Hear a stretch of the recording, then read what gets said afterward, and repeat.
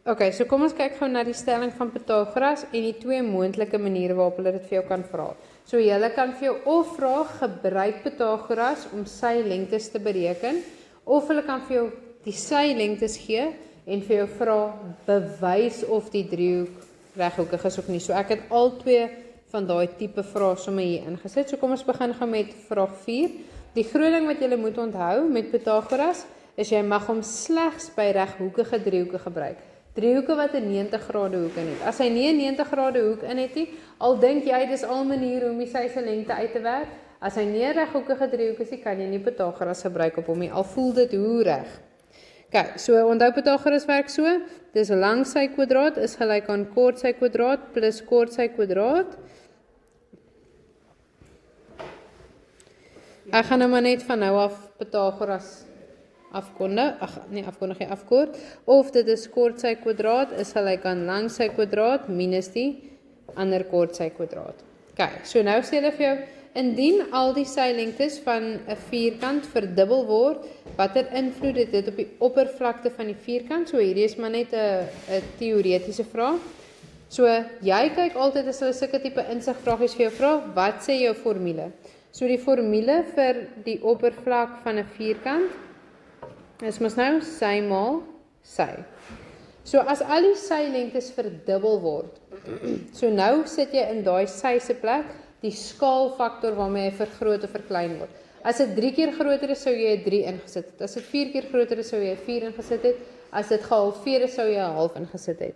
So dan sê jy dis 2 maal 2. Albei sye is 2 keer groter. Wat beteken die nuwe oppervlakte is 4 keer die oorspronklike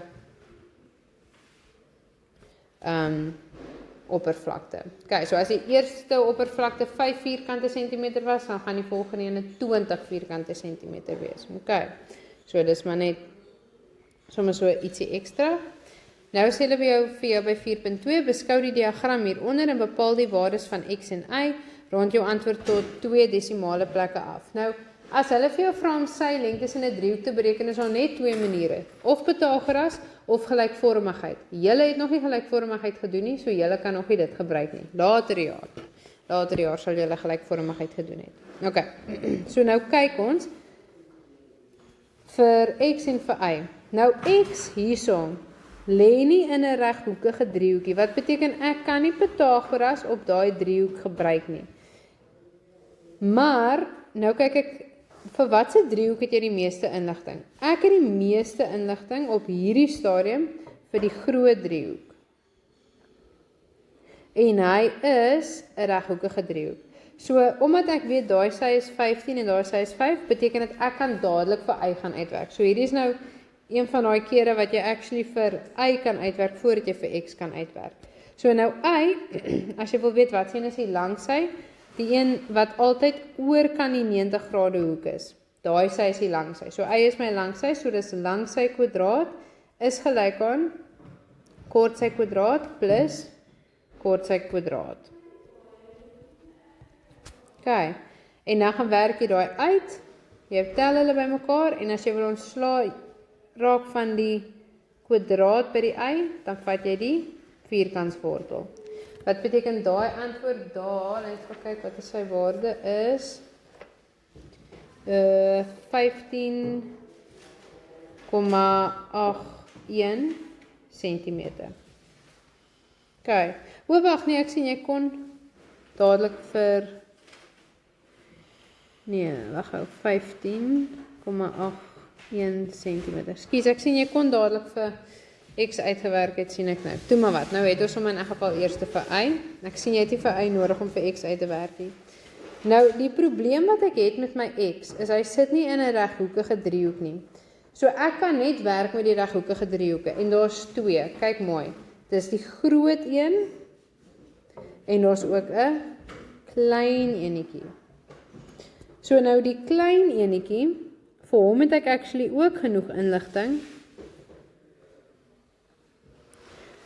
maar die klein enetjie gaan my ook nie dadelik toelaat om vir x uit te werk nie, want x sit daar. So, maar nou sien ek, as ek weet hoe lank is daai hele sy, en ek kan uitwerk hoe lank is daai sy, dan weet ek hierdie sy en daai sy moet saam vir my 15 cm gee. So dis wat ek gaan doen. So ek sê, ek gaan nou in die klein groen driehoekie werk. Die een oorkant my 90 grade hoek is my langsy, wat beteken BC is 'n kort sy. Hoe gats? So BC kwadraat is gelyk aan die langsy kwadraat minus die kort sy kwadraat. En as ek wil ontslaa raak van die kwadraat, moet ek aan die ander kant die vierkantswortel vat. Dit gee vir jou 8,66. So daai is maar net daai wat ek afgetrek het en die vierkantswortel gevat het.